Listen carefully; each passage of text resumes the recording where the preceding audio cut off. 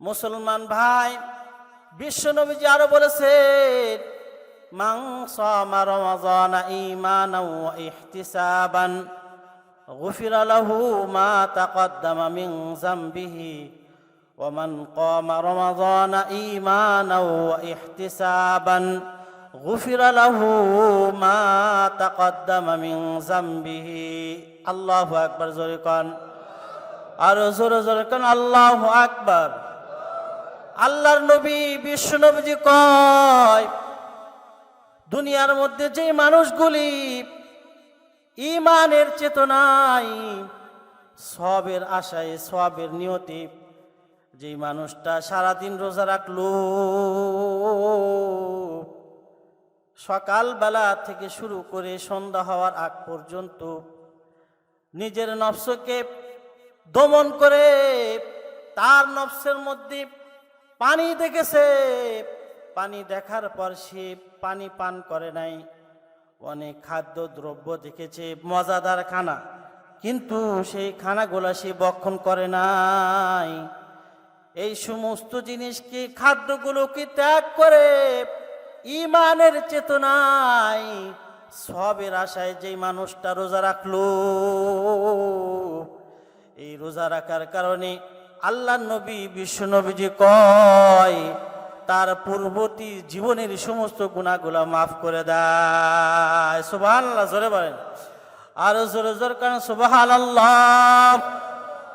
তাহলে এরপরে আল্লাহর নবী বলেছেন, ওয়ামান কামা রমাযানা ঈমানাও ওয়া ইহতিসাবান গুফিরা লাহু মা তাকদ্দামা মিন যামবিহি। সম্মানিত উপস্থিতি, আমি আপনাদের সম্মুখে সূরাতুল বাকারার একটি আয়াত তেলাওয়াত করেছি, নবীজির অসংখ্য হাদিস থেকে একটি হাদিস তেলাওয়াত করেছি। মালিক যদি আমাকে তৌফিক দান করেন, আয়াত এবং হাদিসকে সামনে রেখে কিছু আলোচনা করার চেষ্টা করবে ইনশাআল্লাহ তাআলা। আজকের আলোচ্য বস্তু হলো, আলোচ্য বিষয় হলো রোজার ফজিলত। রোজা এমন একটা দামি জিনিস, যেরকম মাসটাও দামি, আল্লাহ তাআলা ইবাদতটাও দিয়েছেন দামি। এই রোজা সম্পর্কে আল্লাহ তাআলা কোরআনে হাকিমের সূরাতুল বাকারার মধ্যে আল্লাহ তাআলা ঘোষণা করেছেন, ইয়া আইয়ুহাল্লাযীনা আমানু কুতিবা আলাইকুমুস সিয়াম কামা কুতিবা আলাল্লাযীনা মিন ক্বাবলিকুম লাআল্লাকুম তাত্তাকুন। হে মুমিনগণ, তোমাদের উপরে আমি মালিক রমজানের রোজাকে ফরজ করে দিলাম, ফরজ করেছি, যেমনিভাবে পূর্ববর্তী লোকদের উপর আমি এই রোজাকে ফরজ করেছিলাম। লাআল্লাকুম তাত্তাকুন, যাতে করে তোমরা পরহেজগার মুত্তাকি হতে পারো। পরহেজগার মুত্তাকির অর্থ কি?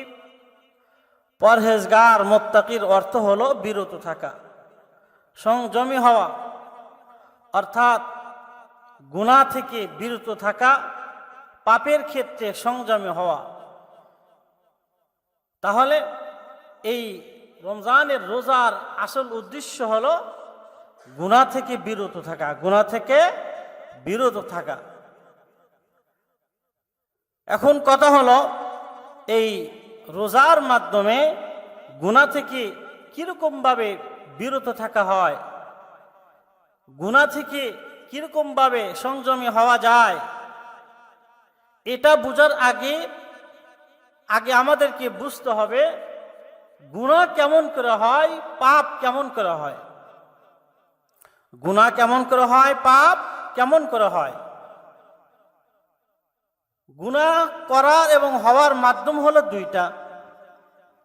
এক নাম্বার হলো খাওয়া দাওয়া, দুই নাম্বার হলো যৌন সঙ্গম। এই দুইটা বস্তুর মাধ্যমে গুনাহ হয়। রোজা রাখার মাধ্যমে রোজা রাখলে রোজাদার ব্যক্তি এই দুইটা জিনিস থেকে বিরত থাকে, থাকে কিনা? থাকে কিনা? তাহলে এই রোজা রাখার মাধ্যমে এই দুইটি জিনিস থেকে বিরত থাকা যায়। তাহলে এই দুইটা বস্তু থেকে আমি বস্তু কি ত্যাগ করব, এটা কি ত্যাগ করা মানে আমি গুনাহ থেকে বাঁচতে পারব। শুধু রোজা রাখার মাধ্যমে এই দুইটা বস্তু থেকে বাঁচা যায় এরকম নয়, বরঞ্চ শরীরের অন্য অন্য অঙ্গ প্রত্যঙ্গ গুনাহ থেকেও বাঁচা যায়। কেন? আমি আপনি যদি রমজানের রোজা রাখলাম, আমি গুনাহ করলাম, যেরকম ভাবে পা থেকে মাথা পর্যন্ত যত অঙ্গ প্রত্যঙ্গ আছে, পায়ের গুনাহ আছে না নাই? আছে না নাই? হাতের গুনাহ আছে না নাই? চোখের গুনাহ আছে না নাই? মুখের গুনাহ আছে না নাই? কানের গুনাহ আছে না নাই? এই সমস্ত অঙ্গ প্রত্যঙ্গের মাধ্যমে গুনাহ হয়। আর সব অঙ্গ প্রত্যঙ্গ থেকে যদি আমি বাঁচতে পারি, গুনাহ থেকে বাঁচতে পারি, তাহলে এই রোজাটা আমার পূর্ণাঙ্গ রোজা হবে। জোরে কান সুবহানাল্লাহ, আর জোরে কান সুবহানাল্লাহ। আর যদি কোনো একটা অঙ্গের মাধ্যমে যদি আমার গুনাহ হয়, তাহলে সেই রোজাটা ছেঁড়া ফাটা রোজা হবে। কি রোজা হবে? ছেঁড়া ফাটা রোজা হবে। ওই রোজার মাধ্যমে জাহান্নামের আগুন থেকে বাঁচা কখনো সম্ভব হবে না। এই সম্পর্কে ইবনে মাজাহ শরীফ এবং নাসাই শরীফের একটি হাদিস, বিশ্বনবীজি সাল্লাল্লাহু আলাইহি ওয়াসাল্লাম বলেন, قال قال رسول الله صلى الله تعالى عليه وسلم الصيام جنة ما لم يخرقها وفي رواية الصيام جنة من النار।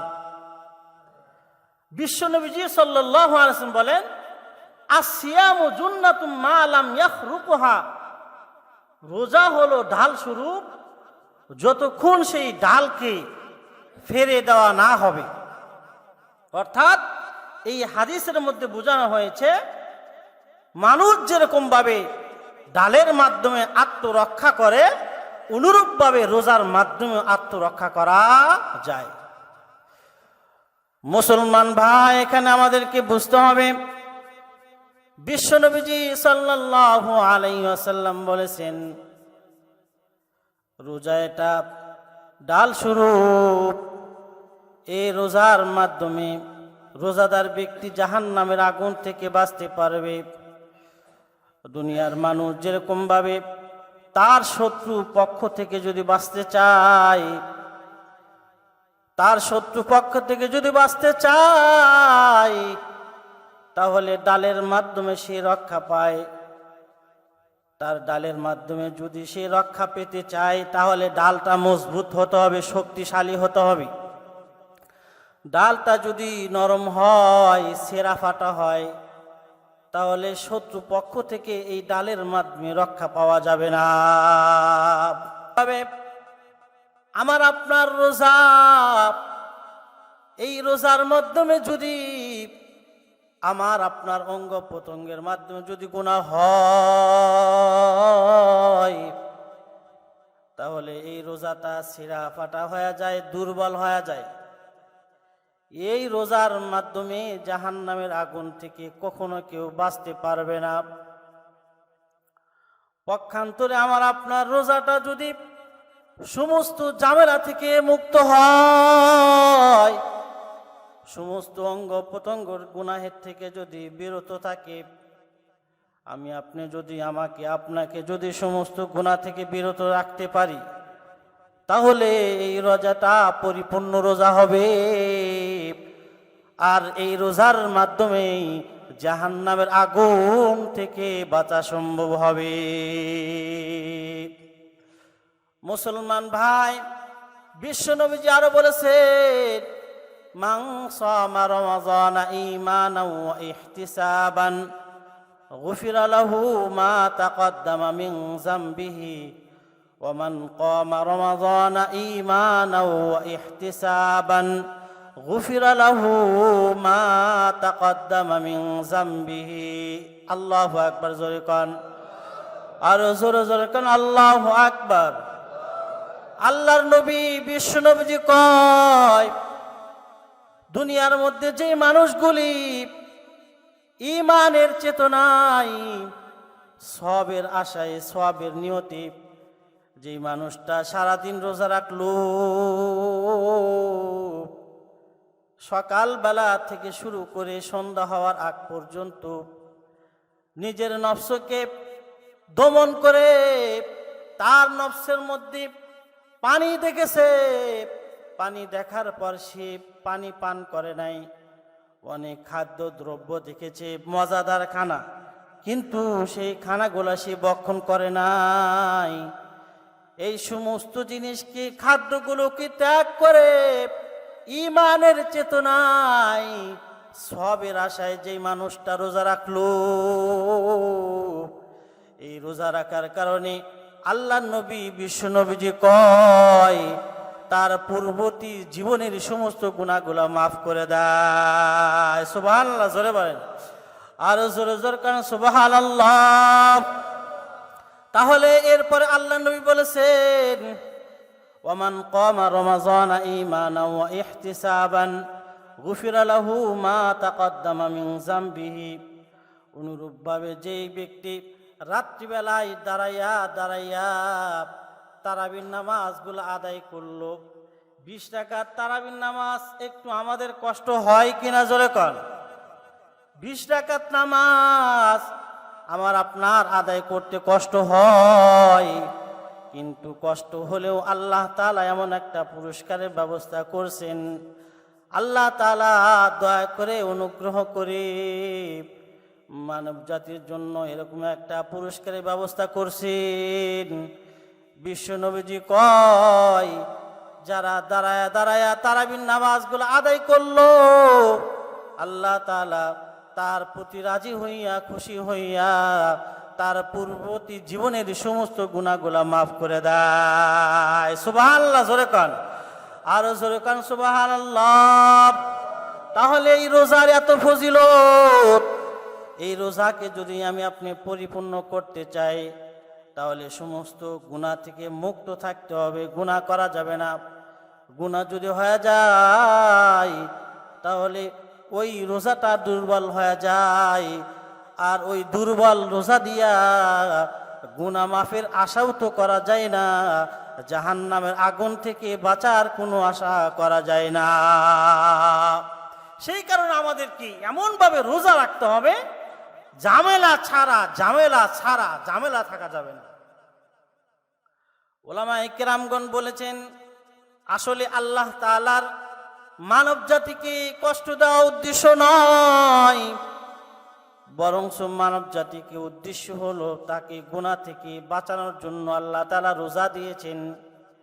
উলামায়ে কেরামগণ বলেন, এই গুনাহ থেকে যদি আমরা বাঁচতে পারি এবং আমাদের রোজাগুলোকে যদি পরিপূর্ণ করতে চাই, তাহলে 6টি কাজ থেকে আমাদেরকে বিরত থাকতে হবে। কয়টি কাজ জোরে কন, আরো জোরে কন, কয়টি কাজ? 1 নাম্বার হলো চোখের হেফাজত করতে হবে। এটা একটা মারাত্মক গুনাহ, হয় কিনা? চোখের গুনাহ থেকে আমাদেরকে হেফাজত থাকতে হবে। 2 নাম্বার হলো জবানের হেফাজত করতে হবে, জবানের গুনাহ থেকে হেফাজত করতে হবে। এটা এমন একটা মারাত্মক গুনাহ। জবানের গুনাহ মানে অর্থাৎ মিথ্যা কথা বলা যাবে না, গীবত করা যাবে না, শিকায়ত করা যাবে না। আল্লাহর নবী বিশ্ব নবীজি কয়, আল গীবাতু আশাদ্দু মিনাজ জিনা, আল গীবাতু আশাদ্দু মিনাজ জিনা। গীবত যেমন একটা মারাত্মক গুনাহ। একটা মানুষ জিনা করছে, তার গুনাহটা যতক্ষণ পর্যন্ত সে জিনা করছে ততক্ষণ পর্যন্ত তার গুনাহ লেখা হয়। জিনা থেকে যখন পরিত্রাণ পেয়েছে, জিনা থেকে সে ফারেক হয়েছে, তার আমল নামায় আর কোনো ধরনের গুনাহ লেখা হয় না। কিন্তু গীবত এমন একটা মারাত্মক গুনাহ, যতক্ষণ না পর্যন্ত যেই ভাইয়ের সে যেই ভাইয়ের সে গীবত করছে, যেই মানুষটার সে শিকায়েত করছে, গীবত করছে, ততক্ষণ পর্যন্ত তার থেকে মাফ না নেওয়া পর্যন্ত তার আমলনামায় গুনাহ জারি হতে থাকবে। জোরে কান নাউজুবিল্লাহ, আরো জোরে কান নাউজুবিল্লাহ। তাহলে এমন একটা মারাত্মক গুনাহ, যতক্ষণ পর্যন্ত আপনি তার থেকে মাফ না নেবেন, আপনার আমলনামায় গুনাহ হতেই থাকবে। আর জিনা করলে এখন করছেন, এখন গুনাহ লেখা হবে, এই গুনাহ থেকে ফারেক হয়ে গেছেন, আর গুনাহ লেখা হবে না। সেই কারণে বিশ্বনবী কয়, গীবত থেকে আমাদেরকে হেফাজত থাকতে হবে। এই গীবত আমাদের রোজাকে নষ্ট করে দেয়, আমাদের রোজাকে হালকা করে দেয়। সেই কারণে ওলামায়ে কেরামগণ বলেন, দ্বিতীয় নাম্বার হলো জবানকে হেফাজত রাখতে হবে। 3 নাম্বার হলো কানের হেফাজত করতে হবে। কয় নাম্বার? জোরে কন। 3 নাম্বার কানের হেফাজত করতে হবে। আল্লাহর নবী বিশ্বনবী যে কয়, কাফা বিল মারই কাযিবান আইয়ু হাদিসা বিকুল্লি মা সামিআ। মানুষটা মিথ্যাবাদী হওয়ার জন্য এটাই যথেষ্ট যে সে যা শুনেছে সেটাই বলে, সেই কথার মধ্যে আর কোনো তাহকিক ছাড়াই বলে। সেই কারণে কানের হেফাজত আমাদেরকে করতে হবে, যেটা শুনলাম সেটা বলা যাবে না। 3 নাম্বার কানের হেফাজত করতে হবে। 4 নাম্বার হলো যে এই 3টা অঙ্গ ছাড়া আরো যে অঙ্গ আছে আমার শরীরের মধ্যে, সেগুলাকেও গুনার কাছ থেকে বিরত রাখতে হবে। 5ম নাম্বার হলো যে অতিভোজন করা যাবে না, অতিভোজন করা যাবে না। 6ষ্ঠ নাম্বার হলো যে আমার আপনার অন্তরে এই ভয় রাখতে হবে যে আমার রোজাটা আল্লাহর দরবারে কবুল হলো কিনা। আমি যে রোজা রাখলাম, কষ্ট করে রোজা রাখলাম, এই রোজাটা মালিকের দরবারে কবুল হলো কিনা, এই ভয় আমার আপনার অন্তরে রাখতে হবে। তাহলে এই ভয় যদি অন্তরে থাকে, তাহলে সব কাজ থেকে, সকল গুনাহের কাজ থেকে আমি এমনি ফারেক হয়ে যাব, গুনাহের আশঙ্কাও করা যায় না। এই 6টি কাজ যে মানুষটা করতে পারবে, ওলামায়ে কেরামগণ বলেন তার রোজাটা এমনি পরিপূর্ণ হয়ে যাবে। জোরে কান সুবহানাল্লাহ, আর জোরে কান সুবহানাল্লাহ। তাহলে আমরা এই 6টি কাজ মেনটেন করে চলবো তো ইনশাআল্লাহ, আর জোরে কান ইনশাআল্লাহ। আল্লাহ আমাদের সকলকে এই কথাগুলো মানার মতো তৌফিক দান করুন। জোরে কান আমিন, আর জোরে কান আমিন। ওয়া আখিরু দাওয়ানা আনিল হামদুলিল্লাহি রাব্বিল আলামিন। আসসালামু আলাইকুম ওয়া রাহমাতুল্লাহি ওয়া বারাকাতুহু।